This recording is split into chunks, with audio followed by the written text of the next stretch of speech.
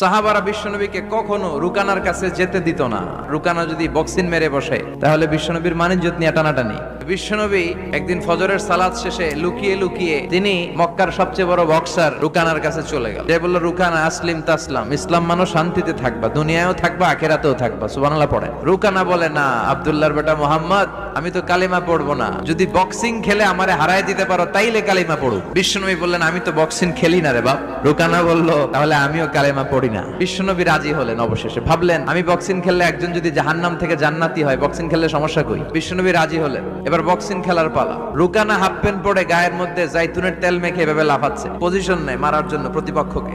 বিশ্বনবী তার পজিশন নেয় না, বিশ্বনবী দাঁড়িয়ে আছে। রুকানা বলল, মোহাম্মদ আমি লাফাচ্ছি, তুমি লাফাও না কেন? বিশ্বনবী বললেন, না আমি লাফাই না, কারণ আমি সেলাইবিহীন লুঙ্গি পরি। সেলাই ছাড়া লুঙ্গি পরে যদি কেউ লাফায় বাতাসে সতর খুলে যাওয়ার সম্ভাবনা আছে না নাই? কি লাজুক নবী ছিলেন।